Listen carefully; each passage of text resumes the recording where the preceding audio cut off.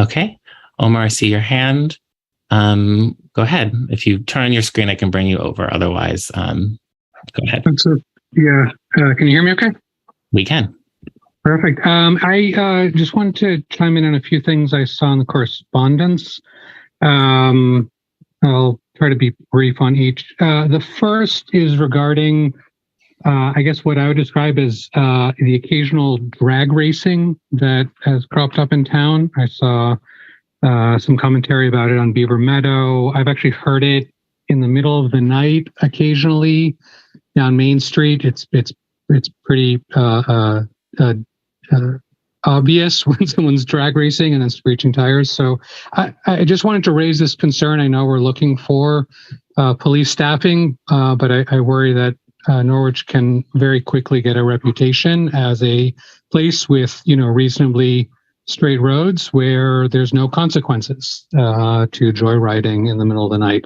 So I wanted to raise that and echo that concern. The second is related, but to voice my support for gathering more data on what I'd call the regular traffic that flows through town in and out of the main thoroughfares, Main Street, Church Street, Union Village, Turnpike, and Beaver Meadow have seen more traffic, and not all of it is slow enough to watch out for pedestrians and cyclists. And so I fully support gathering data so that we know exactly how many and when people are going and at what speeds. And then the last item, I would like to encourage the select board to return to much more of a mode of transparency. I know we've had issues in terms of town management, and the board's been addressing those, but it seems like we shouldn't have to resort to public information requests, and the select board should be sharing as much as they're legally able to, and reserving only as much as is legally required not to disclose and to share that information with the town. That is all. Thank you. Great. Thank you, Omar. Next is, I think, Amy Stringer. You were next. Yes. Hi, Jan Lasbra, 95 Upper Pasture Road. In echoing the transparency comment, I think that's very important. And the topic that I want to speak about, which I don't see on the agenda, but I see what may be hints of it in one of the executive sessions. And so again, I think the when you can speak of things outside of executive session, it's much more helpful to the townspeople when that's possible. To the issue of employee retention and recruitment is what it's stated in executive session agenda. On the retention side, I want to speak again to the topic of employee satisfaction, work environment, and the issues that we've had around that, and ask again and suggest strongly that to be able to solve and deal with these issues, we need an open conversation with town employees. Town employees need to feel that they can be heard, and that means that they need to have a way to voice their opinions to a neutral third party that is safe. I think with the issue of employee satisfaction and work environment, I would argue that the town manager is not a neutral third party, and therefore the mechanism that is set up to do this needs to take that into account, and that having worked harder and addressed with retention, we would not have to be doing so much recruitment. So I would ask the board to commit to having such a mechanism with a true neutral third party method of getting feedback from their employees. Thank you. Thank you. Leslie Wells, I think you were next. Hi, thank you. I know it's typically 3 minutes. If it's okay, I wrote something down I'd like to read. It's a little under 4. Is that okay? I'll start asking people to wrap up at 3, but thank you. But I will say that if you wrote something, that's great, and you can submit it for the packet, and the address is selectboard@norwich.vermont.us. So About 3:45. It's 45 seconds over. I don't often speak. Okay, well, the clock is running, so please start. Thank you. The clock is running? Yes, we start. We have comments for 3 minutes, and so I've invited you. I've recognized you, so please go ahead. Okay, so I'll wait till next time. Thanks. Okay, thank you. As I said, this is a public forum for 3 minutes, but if you have longer comments, we welcome that. And you wrote it up, so please submit it to the packet. But thank you for your respect for the procedures. So are you sure I should move on? Okay, thank you. Officer Ingram, I see your hand up. Would you like to make a comment? Sure. I just wanted to, so I'm Officer Ingraham, currently the officer in charge of the Norwich Police Department. As many of you know, I was away for a few weeks, and I'm back, and I just want to say that I'm working diligently to get to all the complaints that came in while I was not here. But please, if you don't hear from me within a certain amount of time, just give me a call. That's fine. And I also want to thank Judy Powell for being here while I was gone, and taking calls and answering some questions that she knows the job really well. And so she was able to answer questions for people that called in, and therefore I didn't have to take their calls. So they were satisfied that way. I just want to reiterate that please call if I don't get to you, but know that I am working hard to deal with everybody who called in. That's all. Great. Thank you so much, and welcome back. Thank you. Thanks. Okay. Any more public comments? Okay. So if not, we'll move on to the next item on their agenda, which is retention and recruitment strategy. This is a 2-part motion for the executive session.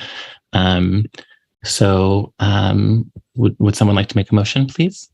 I see Leslie. Is your hand back up before I'm sorry? It is. Just since there's extra time with public comments, could I talk for 3:45 or no? We welcome your public comment for 3 minutes. Please make it. And then, but if it goes longer, we'll gladly receive it in the packet. Yeah, I appreciate that. It just, I don't know why it would be a big deal to go over 45 seconds. I took the time to write something. I'm taking the time to participate. I'm trying to be thoughtful about it. Just go ahead. Around 3 minutes, and I'll ask you to wrap up, but please go ahead. Okay, I'll figure out a different way. We have 5 minutes left for public comments, but I hear that you're choosing to abide by 3 minutes instead of being willing to listen for a little longer. So would you like to make your public comment? Please go ahead. I've now invited you 3 times. I'm happy to hear. And what I do for anyone at the 3 minute mark is I ask them to wrap up. That's all I do.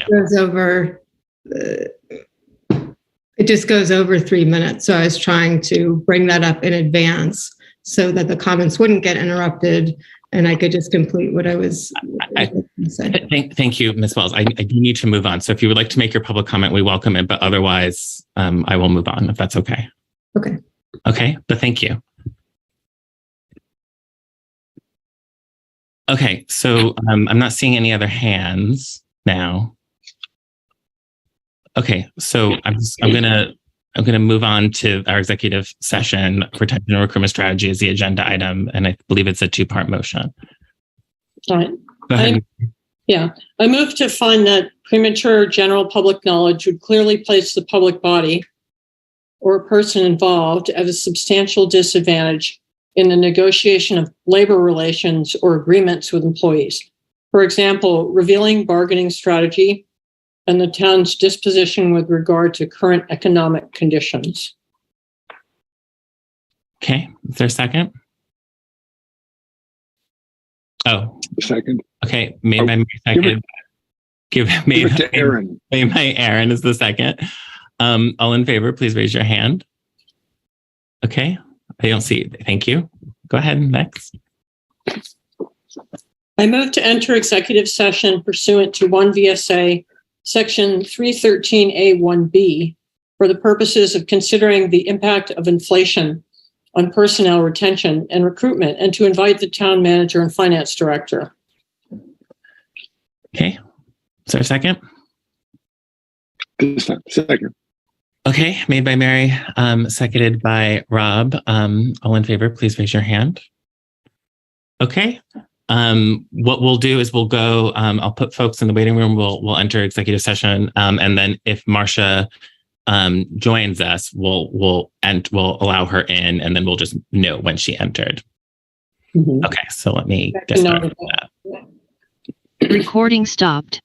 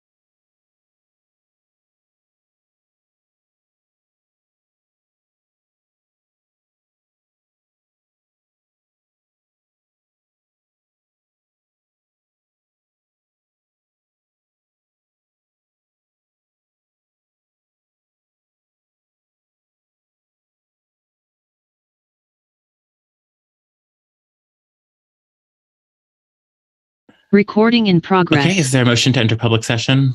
So moved. Okay, thank you. Is there a second? Second. Okay, made by Mary, seconded by Marcia. All in favor to enter public session, please raise your hand. Okay, thank you. So our last agenda item was a retention and recruitment strategy, right? And there was an executive session for that, and we made a motion. And so this is our third session. These conversations are ongoing. I think the board is doing purposeful and deliberate work in thinking through how to create retention and recruitment ideas and strategies under the labor market conditions, the housing market conditions, and we just in the interest of public knowledge, we are working on that through an awareness of these issues. Okay. So I'm going to move on to the next agenda item, if that's okay, board members. And then it's a two-part motion, and it includes inviting folks into that meeting. Okay. I move to find that premature general public knowledge of attorney-client communications between the select board and town attorney as to matters for which legal advice is sought would clearly place the town at a substantial disadvantage by disclosing privileged communications and waiving attorney-client privilege, and to invite. No, well, that's the one motion, right? Okay, Yeah. Thank you. Okay, is there a second on that? Okay, made by Mary, seconded by Marcia. All in favor, please raise your hand. Okay, thank you. And then there is a second one with that invitation. Thank you, Mary. I move to enter executive session pursuant to 1 VSA section 313A1F for the purposes of considering confidential attorney-client advice and to invite the town's attorney. Okay, is there a second? Okay, made by Mary, seconded by Marcia. All in favor, please raise your hand. Can I just interrupt? We also need, this is Marilyn. Hi, sorry to interrupt. We also need to invite Karen Stackpole. Okay, so we'll make a friendly amendment to invite Karen Stackpole. Would you like to make the friendly amendment, Mary? Yes, I'll amend to invite Karen Stackpole. Okay, and then Marcia, would you like to accept that amendment? I would. Okay, thank you. And then we'll vote on that. So all in favor, please raise your hand. Okay, thank you. And we'll now do that. So folks in the waiting room, with the exception of our invitees. So thank you. Recording stopped.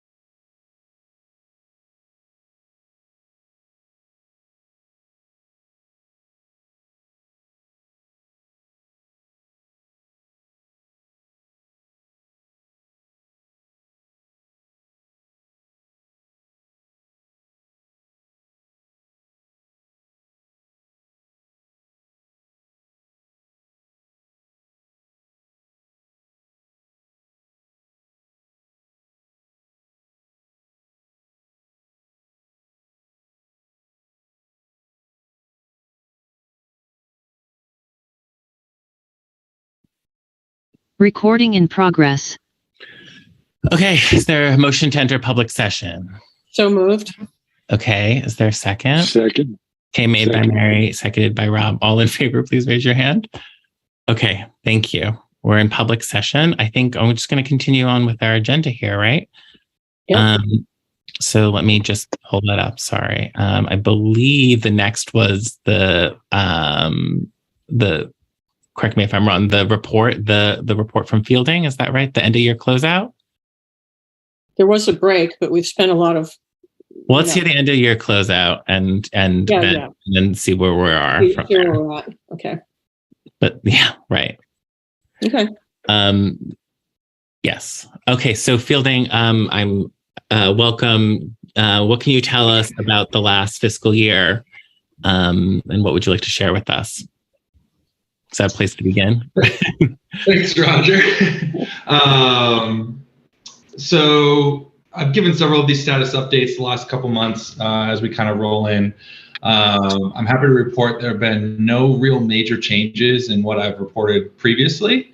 We have continued to trend slightly under budget for the year. I do anticipate a surplus for the year on the operational budget. The major factors behind this to highlight have really revolved around our payroll expenses.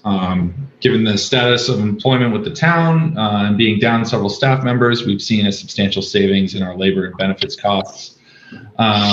We are trending slightly over on the rest of our expenditures, but underneath the inflation rate, we've managed to make some savings and run pretty efficiently. So I'm pretty happy with the performance overall in that regard. I do want to point. I would like to point out with the surplus we have over the course of the year we've made some elections to spend from reserve funds. I did want to point out that with the surplus, we do have the opportunity to absorb some of those expenditures into the operational budget and save those reserve funds for future use. It would be my recommendation to do so, and I think that would be fiscally prudent and leave the town in good standing for future use. Given that we have that ability to do that, I would highly recommend it. But again, that is your decision as a board to make. Can you repeat that whole recommendation that you had, Fielding? I missed it. I confess. So we are, anticipating to carry a pretty substantial surplus. We're coming in about 96% of our operational budget. Mm-hmm. And over the course of the year, we have come to you to make expenditures from individual reserve funds, whether that be the highway equipment fund, the fire apparatus fund, the highway garage fund. I could rattle them all off, but the ultimate point I'm trying to make is that with our surplus, we do have the ability to absorb some of those expenditures into the operational budget and save those funds within the reserves for future use in future fiscal years. So what you're saying is that I just want to be clear. I think board members also want this. So just to be clear, like some purchases that we might be making right now, we might be seeing these purchases recommended through the operational budget rather than the reserve funds. These would be purchases we've made over the course of the year. So we tapped into our fire apparatus fund for a significant repair to one of the fire apparatus trucks. Right. It was a significant expenditure, $20,000, give or take. It was just under. And fire apparatus is very expensive. It is very much something that we won't be able to fund in one given year if, say, something was catastrophic failure. And so we do have the ability to absorb that engine repair into the operational budget with our anticipated surplus. I did want to point that out to the board and see what your thoughts were on that. You have elected to expend the reserve funds currently, but we have the ability to absorb those costs into the operational budget. Okay. So let's get back to that point, but let's let you finish your report. Sorry, because now I understand. I think other board members understand because they're raising their hand. So let's have you continue with your report. Thank you. Okay. Good. Okay. I'm happy to take questions as well. Okay, that one video alone. Okay. Go ahead. Okay. What? Go ahead, Mary. Just on this question of covering the reserve fund expenses through the operational budget, what is the accounting mechanism? Is it a line item transfer? How's that documented? So we documented through journal entries. Effectively, we have funded reserve funds through the general fund and made those elections into that. We have, then when we make the purchase, we make an account. We effectively make a general ledger entry to expend those funds from the reserve fund. Mm-hmm. I understand that feeling. It's just, for instance, when we are talking at town meeting about how funds were expended over the year, and we have, the voters have approved a budget that we have created that set those levels for reserve funds. How do the voters understand that the reserves funds were replenished from the operational budget? Like, how do we convey that? So in this case, they effectively wouldn't be being replenished. They would effectively not have been touched. We would journalize the expense into the operational budget, and it would be reflected there as an overage on a given budget. So, for example, the fire apparatus line for fire, we have a repair and maintenance line. That is budgeted typically in the $15,000 range. I'm going to bring up what that number exactly is.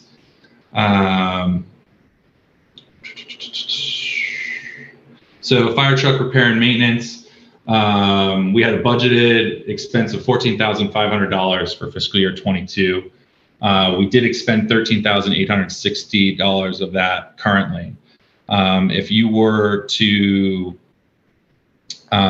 preserve the reserve funds, you would journalize the expense, the $19,000-ish, little under $20,000 expense for the new engine for that fire truck into the fire truck repair and maintenance line, and it would not touch the fire apparatus expenditure line that resides within that reserve fund. Okay. So I'll take more questions. Fielding, I think because we do need our break, we will need to hear. I think we would need to have this explained to us more a little bit. It's definitely some nuts and bolts accounting, level stuff. But it may certainly require authorization. So potentially yes, because of the amount. Currently, I have been directed to expend those reserve funds, and that's where those expenditures currently lie. But I did want to at least propose that action. And make you aware of it, that you do have that ability to do so. Okay. All right. So that's great. So Aaron and then Marcia, and then let's let you continue with your report. All I was going to say was that I completely support using the operational budget up rather than reserve funds, which is what you're saying. Right. Yeah. Go ahead, Marcia. So this isn't my question, but just following up with what Mary said, somebody said, it seems to me that what you're saying is that what we have budgeted for and had voted for a particular department will be spent on that department, but maybe just on something else in the department, and not having to touch the reserve funds for that department. So yes and no. We presented a budget. It was for fiscal year 22. That budget was developed in the fall of 2020, I believe. Yeah. And so there are overages and underages, and there's overspending and underspending on every single line. Very rarely are you going to nail it to the dollar on an individual line item. Going back to that fire truck repair and maintenance, like we budgeted $14,500 based on historical values, and we came in about $700 under that. And so you're not going to nail every single budget line. We saw fuel and price increases on the flip side. Right. And so you're going to have those variations. And so overall, over the entire operational budget, we are seeing savings right now, about 4%. And so we haven't fully closed the books yet. We still have a couple more things coming through. Like this current AP warrant does have some expenditures that we'll post to the I see. Okay. So just to be clear, Fielding, it was not clear to us that the fiscal year is still open. So like right off the top, like I thought we were closed. So it sounds like we're closing out and you're like giving us an update. We're very close. Okay. Yes, this is an update. And this is based on the town policy. You have requested updates. Yeah. We have until August 15th. Okay. So 5 days to close this out. Okay. And so I'm giving you the required update here. Okay. So Aaron, who understands well, was saying that like use that 4% to journal to make those journal entries, so that way we use all of the operating budget. Okay, I understand, because it's not closed out yet, but it will be soon. Correct. Great. But it will be very soon. Great. At which point. So now let's get to Marsha's question. Now that I certainly understand. Go ahead. Okay. So that, in terms of the closing out, that was one of my questions. How many bills are outstanding? And my second question is, when I look at the fiscal year 22 numbers and add the June 22 numbers to it, for the overall budget, then our actual spending is higher than the budgeted spending. So fiscal year 22 year to date includes the June numbers. Okay. Yes. Okay, so good. that is So then it would, your overall spend for the year, and then I highlight June because the last time you saw this report, it included May. So I tried to give you the monthly report, and then also how that reflects for the year. Okay. Great. So the question is then, how much is outstanding for closing out? And are we going to go over the budget? Think No. so. No, I That's what he's do not telling. anticipate that in any way. The current AP warrant is about 77,000, I believe. Putting me on the spot, I couldn't give you exactly what is fiscal year 22 on that. But we have captured all the major expenditures. We did have the Brown Schoolhouse Road Bridge payment. That was a big one come through in June. We did have, we did try to stockpile a little bit on our salt and sand and DPW expenditures. Those were some big ones, but those have all been accounted for. Anything at this point, I would anticipate to be small. Okay. A piece of equipment, like I bought some, or somebody bought, a $500 tool, and maybe that pops up on a statement that we review that we're getting here in July, something along those lines. But everything major is accounted for at this point. Okay, so let's I'm going to take Rob's question, if that's okay. Is that okay, Marsha? Do you have a follow-up? Yeah. Nope. Okay. Go ahead, Rob. So if I hear correctly, if we had full personnel staffing, we would have been over budget. Yes? It's hard to say. Obviously we would make some different decisions if that was the case. But having kept the same decisions that we did, we're benefiting at the moment from not having a full staff. Right. But if we're figuring out what comes next, earbuds just went. But anyways, what comes next? When we budget, we should be aware of the fact that we overspent in many areas this year. Well, we overspent with the knowledge that we could, right? Right. Yeah. In But some cases, we were forced to keep that same sort of flexibility. We'd have to account for that when we do the budget. Right. Go ahead, Fielding. Do you have work? Go ahead.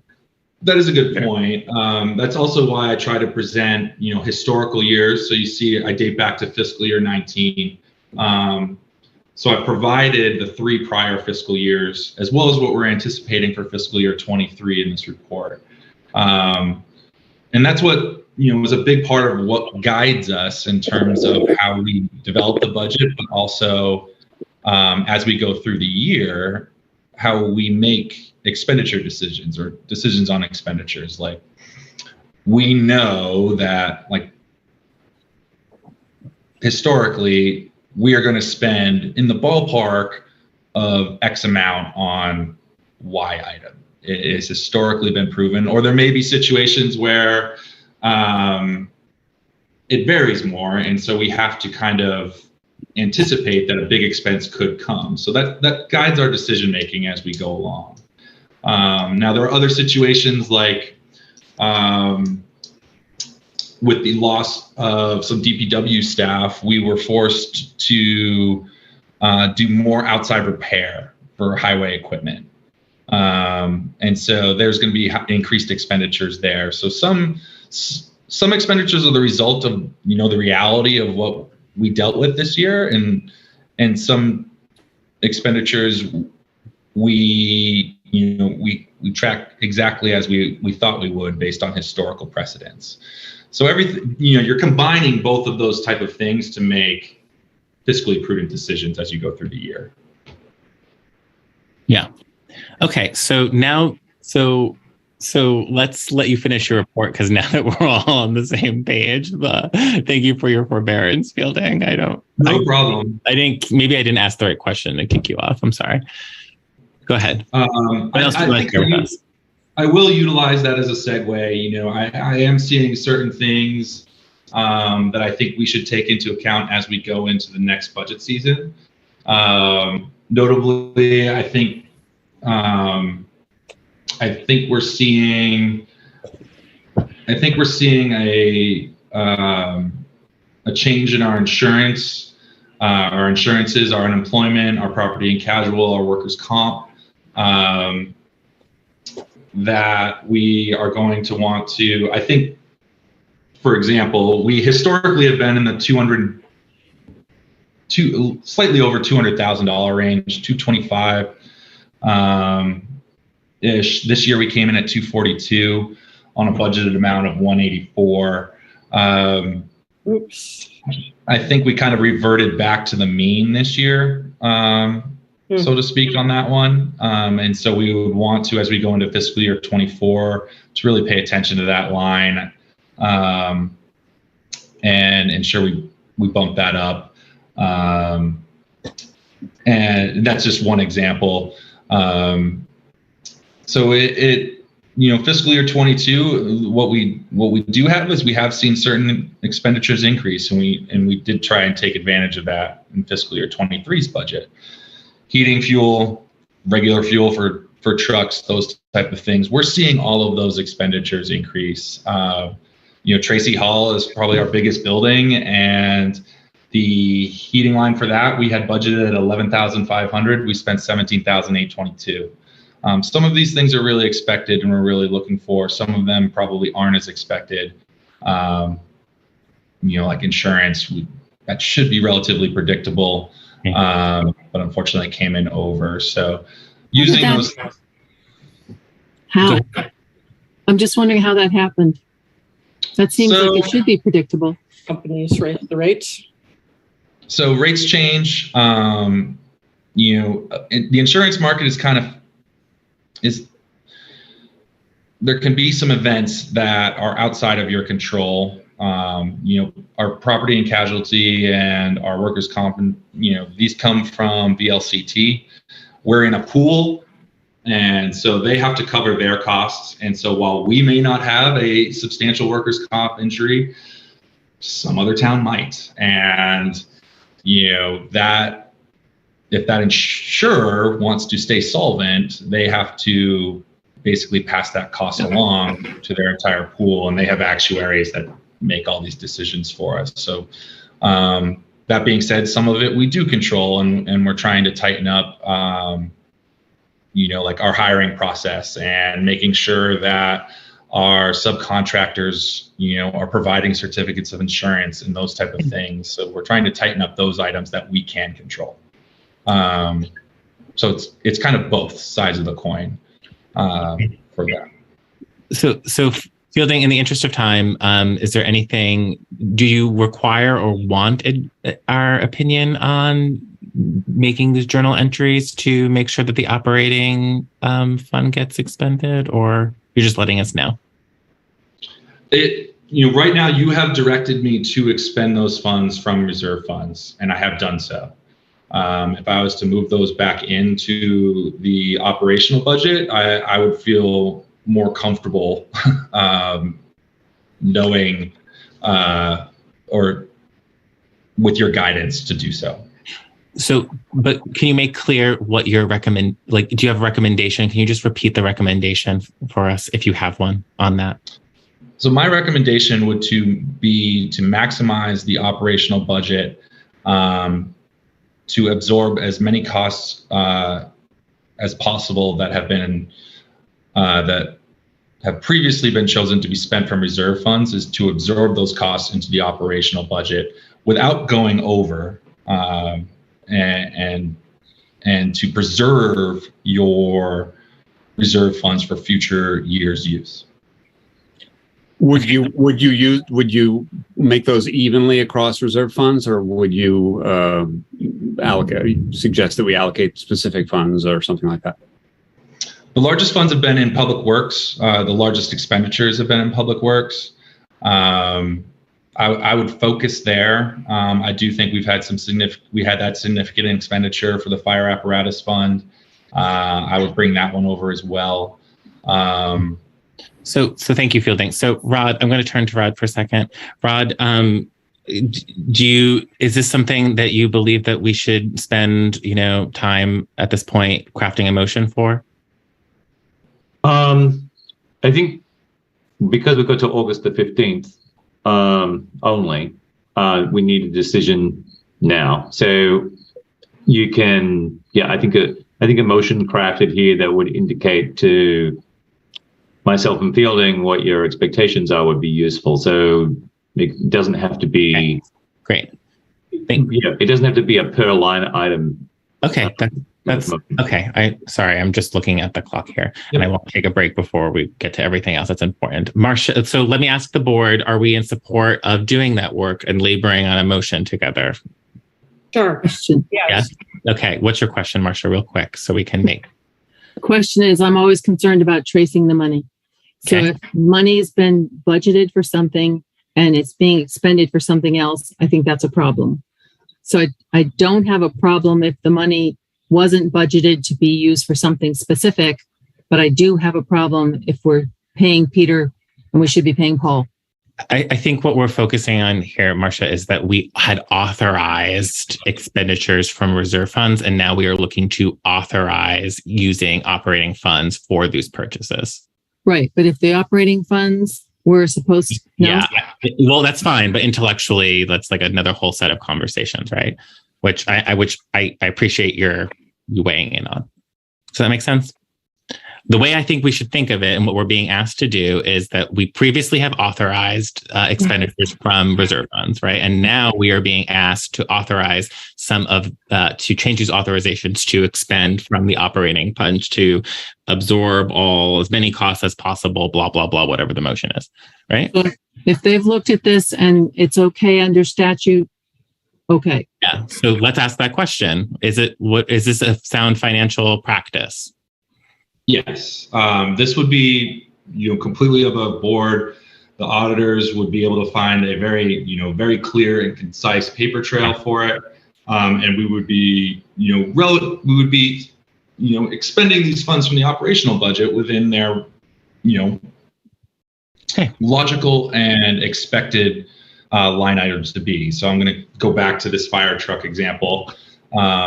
We've spent almost $20,000 on a new engine, and that will go to fire truck repair and maintenance. It's almost verbatim what that expenditure line is called in the reserve fund, but it would live within our operational fund. So that's where it would be reflected, and it's logical home for it. Okay. So to Marcia's point, the auditors would be able to follow the trail of Buddy, right? Correct.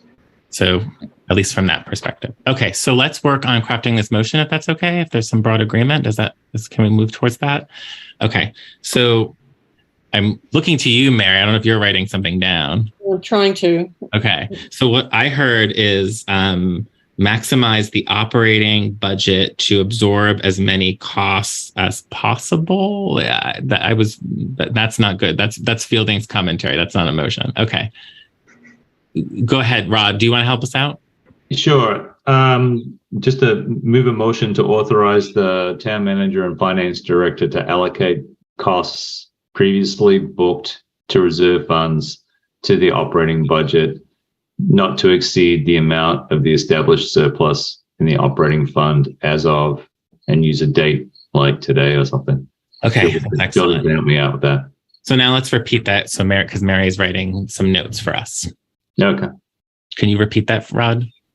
I'll try. To authorize the town manager and finance director to allocate charges previously booked against reserve funds. Slow down, please. Okay. Allocate charges previously booked to reserve funds. To reserve funds. To their appropriate operating budget line item. To their appropriate line item. What's the last bit? To their appropriate operating budget line item. Okay, I get. Okay.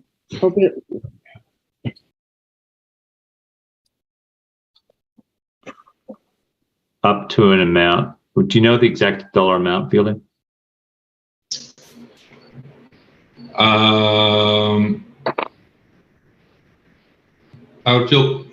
don't know the exact dollar amount. Sure. I feel comfortable. Not to exceed the surplus not to exceed the surplus as of, do you want a date? Do you want to say August 14th? Yeah. August 15th is the day we have to close. Okay. So as of August 15th. Okay. Thank you, Billy. You get that, Mary? Not quite. I'm going to need one more run through. Yeah, just go. Yeah, take it easy. So authorize the town manager and finance director to allocate charges booked. Previously booked. Okay, hang on. I'll just write it more slowly. Previously booked to reserve funds to their appropriate budgetary line items. Just operating budget. Operating budget line items.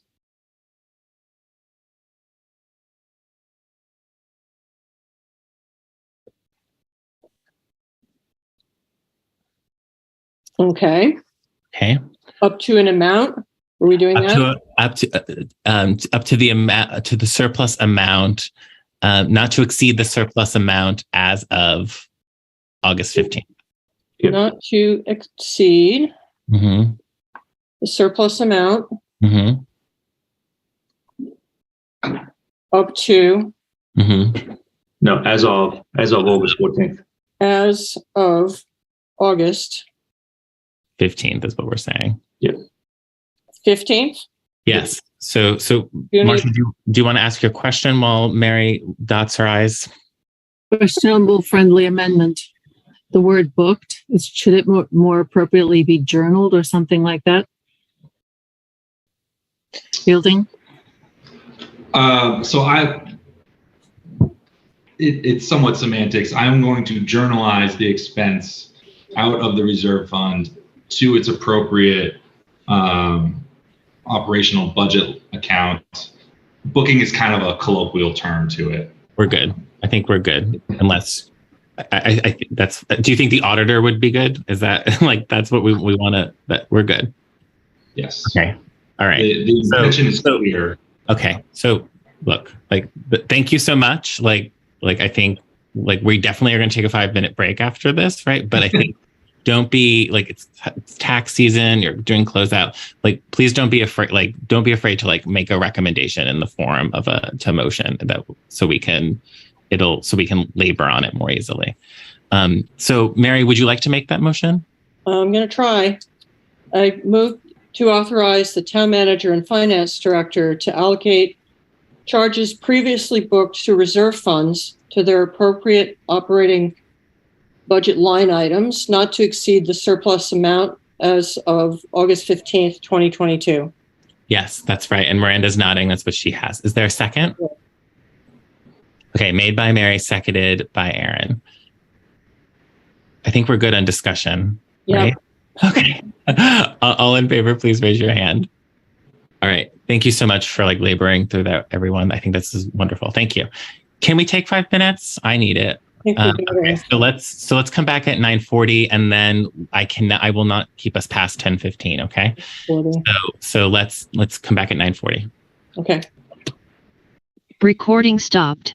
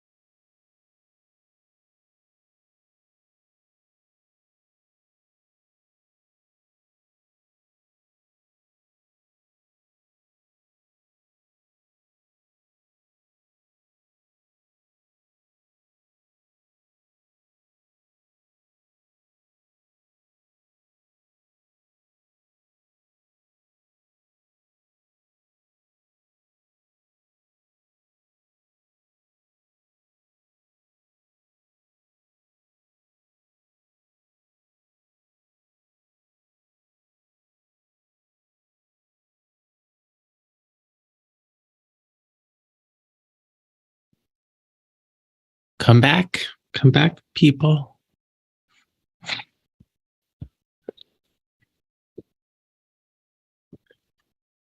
That was quick. All right. Recording in progress. All right, we're resuming the select board meeting at 9:41. All right, so I think the next on the agenda is the town manager report, which was in many ways very detailed. In the interest of time, I don't know if we need a verbal recounting because it's very plain and clear and helpful in the packet. So the board members have any questions of clarity from the town manager's report? Go ahead, Marcia. Just tangentially, we're getting reports from the different departments, and I didn't see one from the police department. So I was wondering, where is that one this week? I can answer that for you, Marcia. It was submitted by Judy Powell while Anna was away, but there was factual errors in it, so it was left out of the packet. So Anna's been away on vacation for the past 2 weeks. She's just back as of Monday. Can we have an update? So there was an update on police staffing in the town manager's report. Would you like to hear that verbally? Yeah, I guess I'm just not too clear about where we're advertising, but it looks like stuff is happening, but just whatever you can offer in addition. And how are things going in town? Well, no, I mean, you know, they're going as well. They're going as well as expected. Right. So it's summer. We're understaffed. We're getting through our work as best we can. We're making progress. Anna's been away for 2 weeks. She has a backlog of inquiries and issues to deal with. We're working through those. We are continuing to receive applications for the police officer level 3 position from Indeed. We've not yet received any applications from an in-state already qualified Vermont police officer for the police officer level 3 positions. We have 2 police chief interviews scheduled, one for this Friday and one for next week. We have a plan. I've completed the initial planner interview.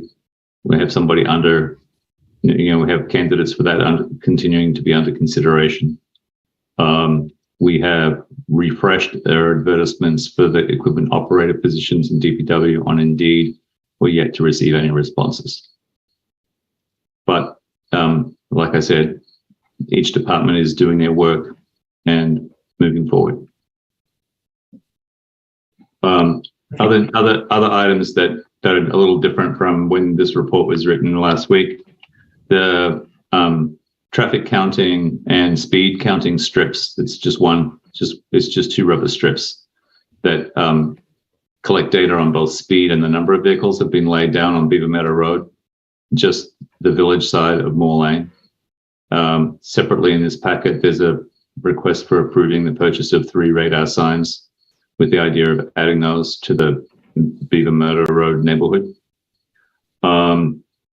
We have arrived at an agreement with Stantec, an engineering consulting firm that we've been working with for some years, to provide bid documents and drawings for a plywood encasement of the existing bridge deck on Moore Lane. And we expect to come back to the select board with the bid to resurface Moore Lane Bridge in the spring. We hope that the plywood encasement will minimize the transportation of the hazardous material from the bridge deck itself. So then the only other thing that's been dominating staff time in the past week and town legal counsel time is a string of Public Record Act requests. The one I've been working on over the weekend and today is 26 individual items We're still attempting to estimate the resources that need to be dedicated to responding to that, and what, in fact, which items of the 26 are responsive to the Public Records Act request. So I would expect the invoice from the town legal counsel to reflect that next month, and other vital things that need to happen in the finance office and the town manager's office will need to be delayed while we respond to this, and along with the other two. Just to add on to that, I received an extensive public records request.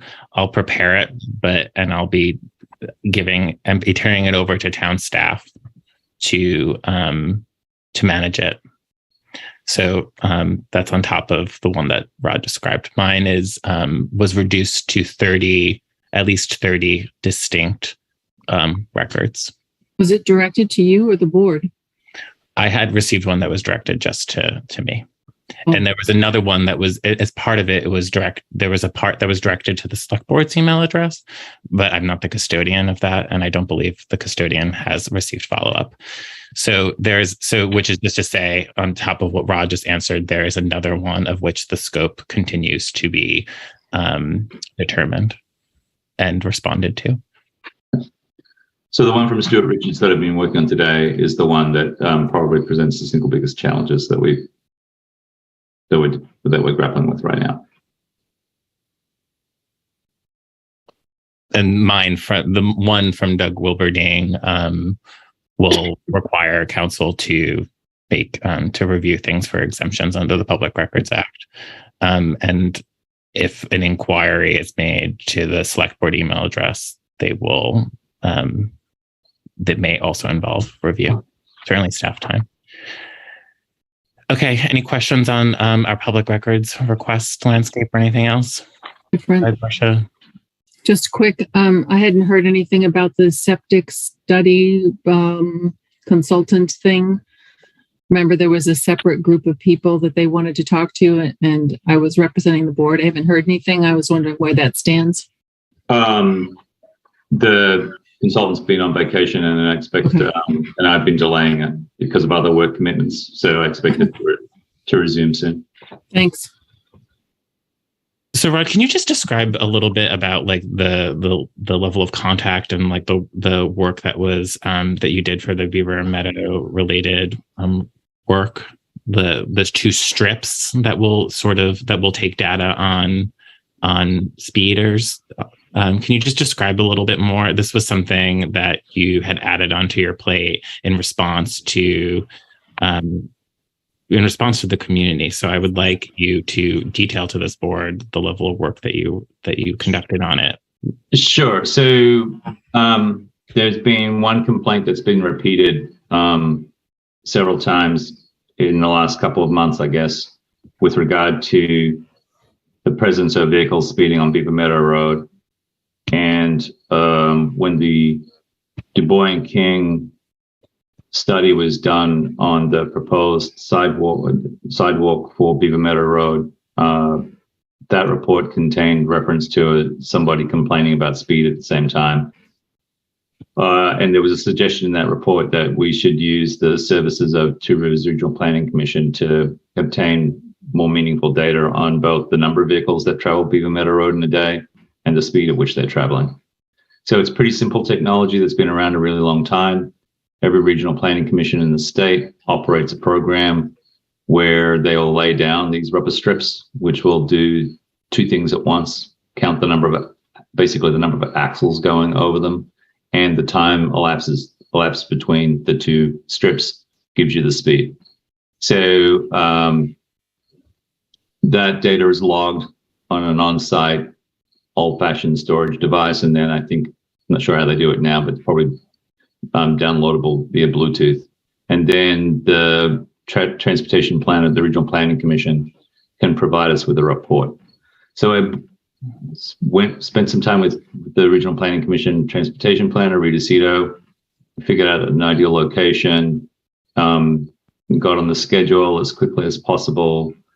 These strips will be laid for 2 weeks. They were installed this morning.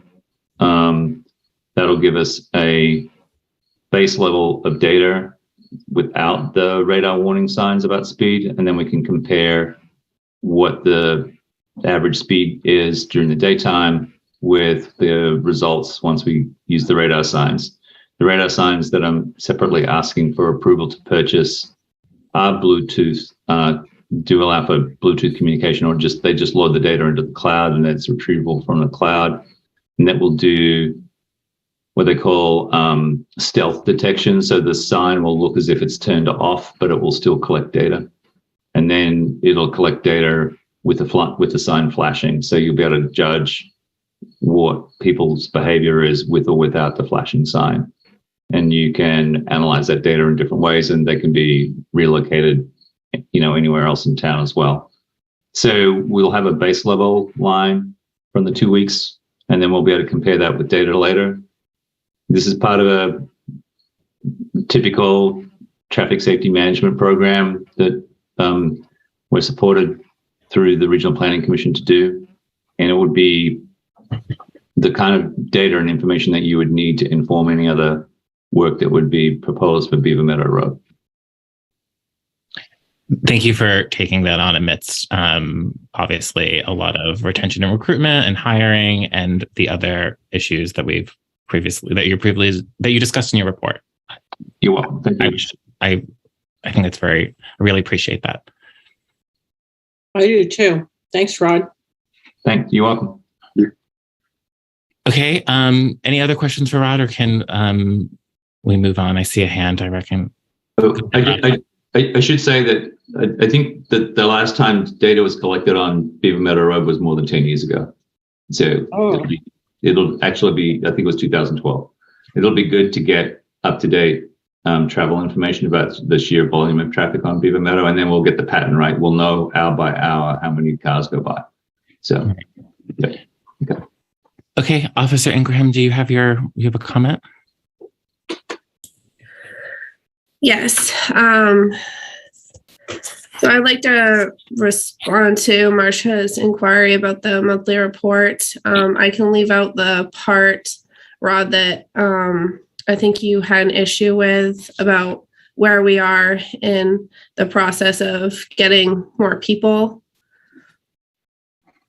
Can we be, Officer, can you be more clear as to what that was? Because you wrote it, your signature was on it, right? So what was it that you wrote? Right. Well, I can read it, but I could leave out the part that Rod had an issue with about the advancement of filling our current positions. I think that he felt that it was incorrect the way I worded it. I can just say we're still looking to fill those positions and leave it at that, but I can read the rest of it, like the how many calls for service we had during the month of July, that sort of thing. Okay, how about, I really appreciate that. And obviously there's board member interest, but in the interest of time, because it is 10 for all of us, including yourself, can you resubmit it with the factual inaccuracies omitted? And so it can be a part of the packet, and then send it to all of us so we can read it, because we obviously want to hear from you. Okay. All right. I appreciate that. Thank you.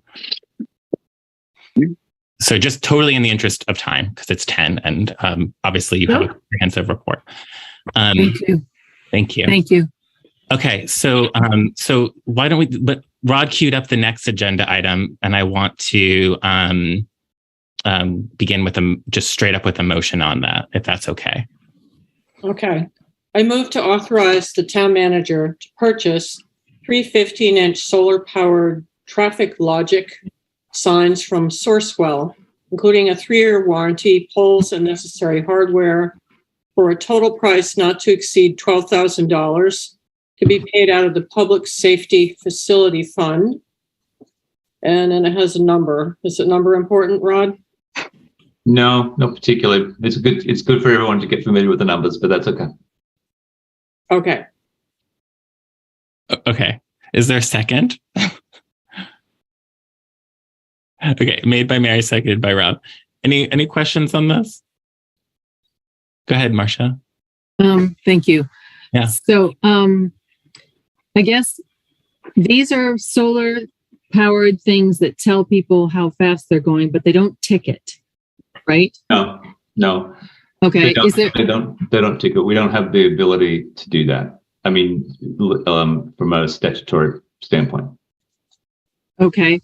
So, just in terms of staffing for police and the problems that we're having there, I sort of always thought that would be a good, service, and it would help with our FTE problems, right? Even when we are in a full complement of people. So is that something that we should be pursuing? Is if we spend $12,000 on three, I guess here's my three questions. If we spend $12,000 on 3 units, do we know the best place to put them? Or maybe we'll know it after this study that's being done that you just talked about. Is it going to be useful money spent if we can or should subsequently get some of those to be ticketing machines? And I guess I just want to know how we know that 3 are required. And I also look at this price list, and I'm not sure how we would get up to $12,000 for 3 things, unless you included warranties or something. Even then. So Rod, your report said that you'll place them on the advisement of the transportation planner. So let's say that's the answer for that in the interest of time. Do you want to talk about the efficacy of these in solving Marsha's questions about sort of, she said useful. Can you repeat your question, Marsha? Useful money spent for what? Yeah, I'm just wondering, is it going to help us in the long term to have 3 things that can't ticket? If in fact, eventually we want to have units that ticket so that we don't have to use valuable police time to do that. Let me deal with the ticketing question first. As far as I understand, in Vermont, you are not able to use remote devices to generate tickets, and if you did, they would have to take a photo of the license plates. So some jurisdictions allow for that, and my understanding is that Vermont's not one of them. So you literally to ticket somebody for speeding, it needs to be an officer interaction with the driver, not remote control. Most of the rest of the planet has gone to taking photos or something similar and then just send the ticket in the mail. That's not what happens here. There are other states in the United States where that's possible, but my understanding is it's not in Vermont. If it is, then I think that's something that the town should explore. The single biggest benefit of these signs is that we understand them to modify the behavior of drivers when they see them flashing. You can see this exercise when you stand on Main Street and watch people. If you turn around and watch what happens, you see people respond to the fact that the speed sign is flashing at them and they actually do slow down. How long they slow down for, or, these are all other good questions, but it's understood to be a positive influence on the behavior of the drivers. They're on poles that can be relocated. They can be moved around town. We'll just end up owning 3 solar supported flashing radar signs. I should say that the existing 3 signs that we have cost us more than $5,000 a year in electricity. They're all hardwired and they're really demanding in terms of the amount of electricity that they use. We don't expect these to go to 0, but we hope that it'll be less than another $5,000. So we're making that contribution, if you like, already to traffic safety by spending $5,000 on electricity. It's a behavior modification tool. It's not a solution. And it's not a cure. The most we can expect is behavior modification. That's all we're going for. It's like a warning sign on a packet of cigarettes.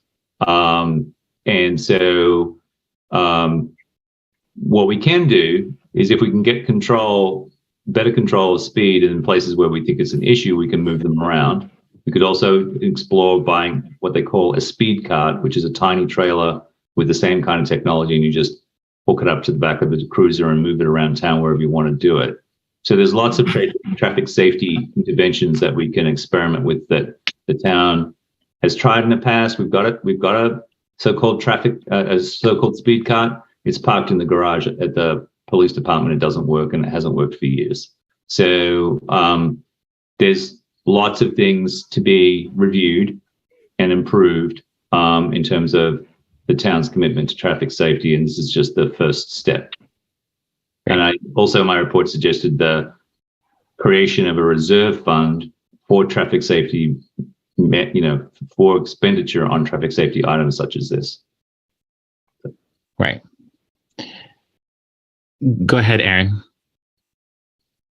I just wasn't clear on whether these 3 signs are going to replace the existing hardwired signs, or are we going to in addition? So do we want to consider replacing those with solar signs? If it's $5,000 a year, that's pretty quick payback. Yeah, I think that the next step would be to there's 2 issues with the existing signs. One, they use a lot of electricity. 2, every time it rains or something else happens, the breaker switch gets flipped, and we have to go around and flip the breaker switches. But then they stop using so much electricity. That's right. That's right. We do one way to, yeah, exactly. So I would like for us to contemplate replacing those signs, but I think in the short term, what we want to do is see what life is like with 6, particularly given that we're short-staffed in the police department. Even if we become fully staffed in the police department, there's still a useful tool. If you go straight past a flashing sign and you ignore it, then it's a lot more difficult conversation to have with the police officer just past the sign. Right. Okay. We have a motion on the table. Can we call the question? There's a hand. Okay. Yeah. Go ahead, Officer Ingraham. Go ahead. Thank you. I didn't see that hand. Thank you, Marsha. No, that's fine. I just put it up. And I know we're short on time. I just want to say that in the short term, I think it would be effective to have radar signs, but I think in the long term, if we're having radar signs instead of police officers out there, I don't think it's going to be quite as effective because people get used to it and they just ignore it. And I think if people know, which it seems like the word is spreading, since we've had so many motor vehicle complaints about speeding vehicles, that they're just going to be ignored eventually if there aren't any consequences for speeding. Yeah. So I just want to put that in. Helpful. Right. Thank you. Yes. I mean, ultimately the signs are not enforcement, right? Okay. So I really want to call the question. Do you have a question? Do you want to follow up, Marsha? Just quickly, yes or no. I wanted to ask Officer Ingram if she knows if there's any legislation out there that's coming that would make Vermont susceptible to having these ticket machines. I would have to look into it. I know LPR, license plate readers, I don't think there's a law against using them in the state of Vermont. I think other police departments have it, but I think Norwich hasn't been, they haven't wanted them in the past, believing in a violation of privacy. So I can certainly look into whether something like that is possible in Vermont. I'd be interested. Yeah. The question wasn't whether or not the devices are legal or illegal. It's a matter if they could be used for enforcement. For ticketing. Yes. Right. Yep. So I can definitely look into that and see if we could use those, because that would make it more effective. Yeah. That'd be great.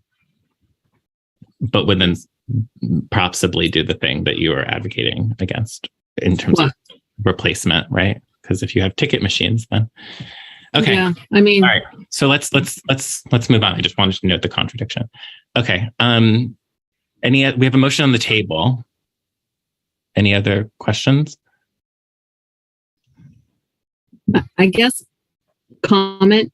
I just feel like we need to do something for this road. I hate throwing money at stuff, but I can't think of anything else to do at the moment. I think Rod explained that the previous study suggested that we needed some knowledge claims in the form of data. So we're getting them. Okay. I'll call the question. All in favor, please raise your hand. All right. Wonderful. Thank you, everyone. The next item on the agenda is, I think it's just like an update, right? Yeah, update on board, commission, and committee work plans. the only update is I had sent a letter on behalf of this body towards commissions, committees, and subcommittees, explaining the rationale for why we were asking them the 3 questions that we decided upon at our previous meeting. And people generally confirmed receipt. When I saw committee chairs out and about, there was people were thankful, they were interested, they were glad to see it, which was good. That's it. Great. Okay. Thank you, Roger. Yeah, that's all I got. Next item is the consent agenda. Would you like to make a motion for that? I move to approve the consent agenda. Is there a second? Okay, made by Mary, seconded by Aaron. Any discussion on the consent agenda? Okay, all in favor, then please raise your hand. Okay, thank you. Next is adjournment. Is that right? Yes, it is. Go ahead, Mary. Okay. Do you want to move to adjourn? Move to adjourn. A second. Okay, made by Mary, seconded by Marcia. All in favor, please raise your hand. Thank you. Thank you. Welcome to your first meeting, Aaron. Thank you for joining us. Well, thank you. It was a great pleasure and an honor. All right. Good night, everyone. Thank you. Good night. Good night. Record.